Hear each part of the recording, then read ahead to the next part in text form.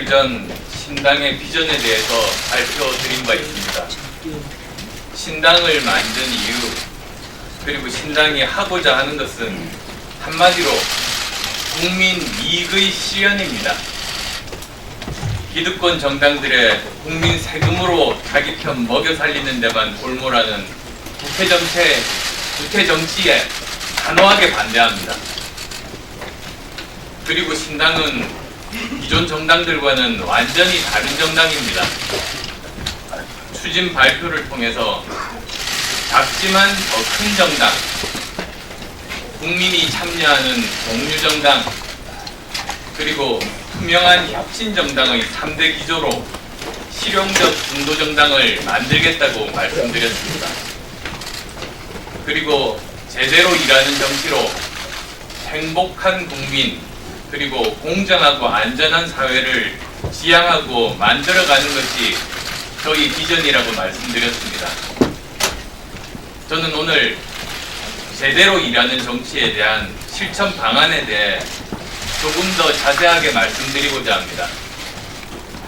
먼저 일하는 정치의 기본은 한마디로 공익을 위한 봉사입니다. 정치는 군림하는 권력이 아니라 사회에 대한 봉사, 즉 퍼블릭 서비스라고 생각합니다. 과거 정치는 권력이었고 정치인은 국민 위에 있다고 생각하는 경향이 강했고 실제로 그랬습니다. 지금도 그런 인식과 행태가 상당 부분 남아 있는 것도 사실입니다. 그렇지만 시대 흐름의 변화에 따라 정치와 정치인에 대한 인식도 달라져야 합니다. 21세기는 탈권위주의 시대, 다양성의 시대, 기술 진보의 시대입니다. 이것이 세계적인 추세입니다. 다른 나라들도 다 그렇게 가고 있습니다. 우리도 그에 맞게 정치의 기능과 정치인의 역할을 재정립해야 합니다. 진영 정치는 물론 소명의식 없는 사익 추구 정치 세력들이 더 이상 우리 정치를 좌지우지해서는 안 됩니다. 정치를 통해서 강남 빌딩 사려고 하는 사람이 있다면 정치를 해서는 안 된다고 생각합니다. 이러한 정치 세력은 이번 선거에서 반드시 퇴출시켜야 합니다. 지금 대한민국 정치에서 꼭 필요한 것 한 가지만 들려고 한다면 바로 공공성의 회복입니다. 다음으로 일하는 정치는 일하는 정당, 일하는 국회를 통해서 실현될 수 있습니다. 일하는 정당에 대해서 먼저 좀 더 자세하게 설명드리고 싶습니다. 신당 기조에 대해서 말씀드리면서 비대화된 정당 규모와 국고 보조금을 2분의 1로 줄이면서도 효율적으로 일하는, 즉 작지만 더 큰 정당을 만들겠다고 말씀드렸습니다. 여기서 작다는 것은 의석수가 작다는 것이 아니라 당직자 수가 작다는 것입니다. 지금 대한민국 정당이 얼마나 불투명하고 비효율적으로 운영되고 있는지 국민들께서는 잘 모르실 겁니다. 국민 세금이 얼마나 낭비되고 있는지 잘 모르고 계실 겁니다. 정당마다 수많은 유급 당직자를 국민 세금으로 유지하고 운용할 이유가 없습니다. 비대화된 정당 규모와 국고 보조금 지원 규모는 반으로 축소되어도 아무런 문제가 없습니다. 저 혼자만의 생각이 아닙니다. 30년 이상 당직자 생활을 하고 사무총장으로 정당 살림살이를 해본 전문가들과 함께 내린 결론입니다. 대신에 첫째, 모바일 플랫폼 정당을 통해서 조직 관리 인력과 비용을 축소하고, 둘째, 국민정책 공모대전, 커리어 크라시 정당, 이슈 크라시 정당 등을 통해서 국민과 함께 정책을 만들어가는 공유 시스템을 만들고, 셋째, 정당 외부의 현장 전문가의 역량과 그들의 연구 축적 결과를 적극적으로 협업하고 활용하는 네트워크 정당 시스템을 만드는 겁니다. 그 결과로 비대해진 정당 규모와 국민 혈세인 국고 지원 규모를 축소하면서도 더 많은 일을 해내는, 즉 정당 규모는 작지만 하는 일의 크기는 더 큰 정당, 즉 작지만 더 큰 정당을 실현해낼 수 있습니다. 이것이 바로 작지만 더 큰 정당의 모습입니다. 또한 여기서의 핵심은 정당 투명성의 강화입니다. 21대 국회에서는 정당법을 개정하여 매년 연 1회 또는 2회로 나누어서 국고지원금 사용 세부 내역, 입법 추진 및 통과 실적, 예산 결산 심사 실적, 그리고 국민 편익 정책 개발 및 정치 사업 실적 등을 투명하게 공개하도록 해서 정당의 투명성 확보는 물론이고 일하는 정당을 견인해내도록 하겠습니다. 다음은 일하는 국회에 대해 설명드리겠습니다. 일하지 않고서는 버틸 수 없는 국회를 만들겠다고 말씀드렸습니다. 국회의원은 공직자입니다. 국민들이, 기업들이 피땀 흘려 번 돈으로 낸 세금으로 월급 받으면서 일을 안 한다는 것은 있을 수 없는 일입니다. 소위 밥값 못한다고 표현되는 국회의원 일 안 한다는 평가는 국회의원 개개인의 인식과 행동에도 원인이 있을 수 있겠지만 무엇보다도 보다 근본적인 문제는 우리 편은 무조건 옳고 상대편은 무조건 틀리다는 구태 진영 정치에 있습니다. 진영 정치는 다른 생각을 허용하지 않은 전체주의적인 사고방식이자 민주주의의 적입니다.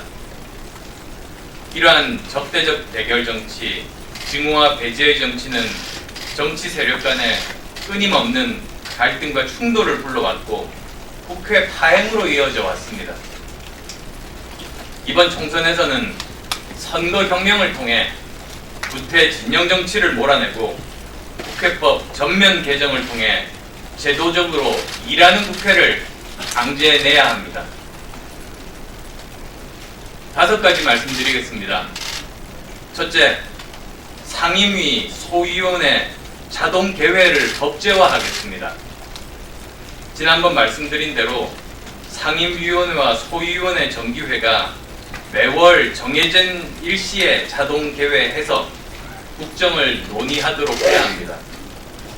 국회가 자동 개회되면 행정부에 대한 상시 견제가 가능해지고 행정부 입장에서도 국회의 예측 가능성이 높아짐에 따라 효율적으로 일을 할 수 있습니다.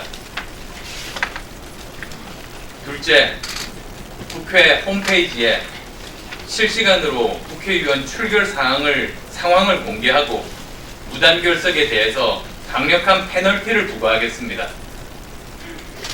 국민들은 국회가 열리면 내 지역의 국회의원이 일을 하고 있는지 여부를 보실 수 있어야 합니다.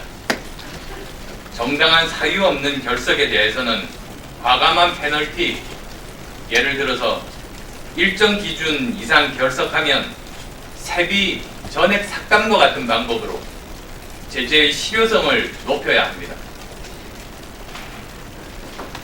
셋째, 현재 상임위원회 중심인 국회 운영 체제를 소위원회 중심 체제로 바꾸겠습니다.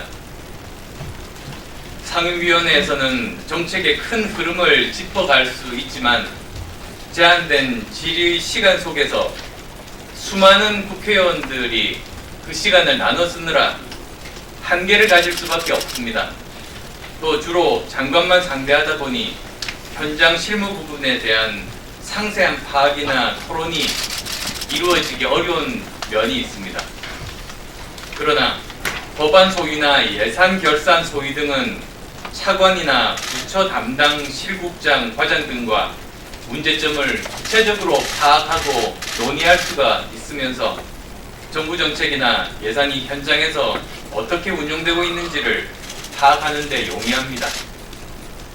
단, 현재의 법안 소위, 예산 결산 소위, 청원 소위 등으로 나뉘어져 있는 것을 정책 또는 기관별로 더 세분화해야만 합니다. 그래야 소위위원회가 실질적으로 가동될 수가 있습니다.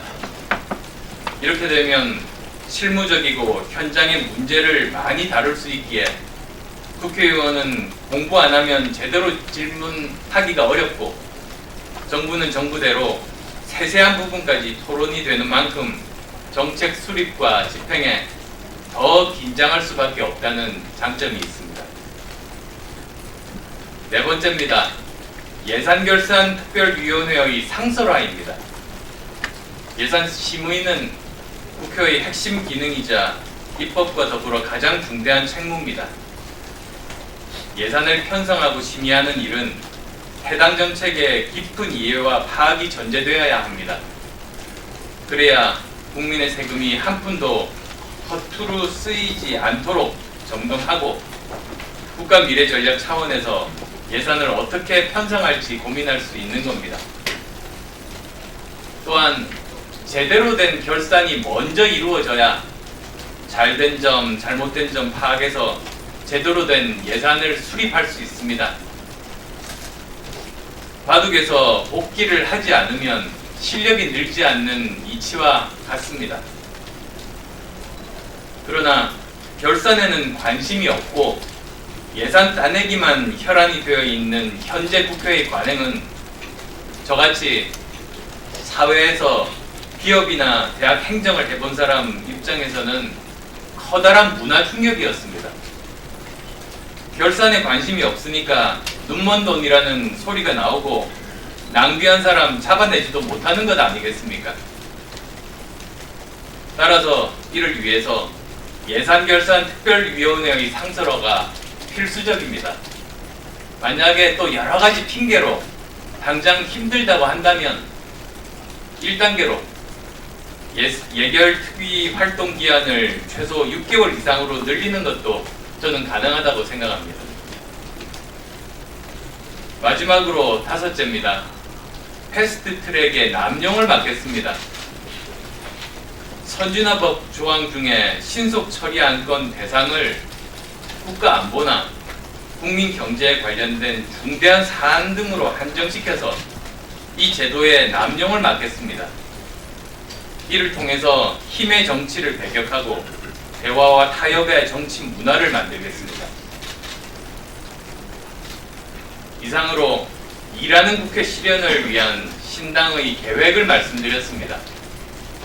말씀드린 내용대로 국회가 항상 열려있고 국회 운영에 구조적 변화를 이끌어내는 국회법 개정이 이루어진다면 일하는 국회 환경을 조성하고 견인해낼 수 있습니다. 오늘 제가 말씀드린 내용들, 그동안 국회 개혁을 촉구하는 전문가들 그리고 정치권에서 이미 논의되었던 내용들도 많습니다. 그러나 문제는 알고도 실천하지 않는 데 있는 것 아니겠습니까?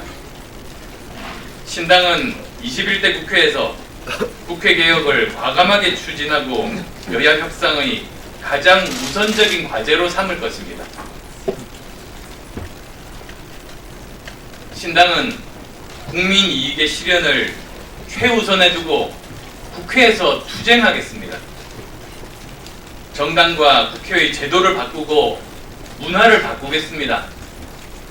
그래서 제대로 일하는 정치로 행복한 국민과 공정하고 안전한 사회를 만드는 데 앞장설 것을 약속드립니다.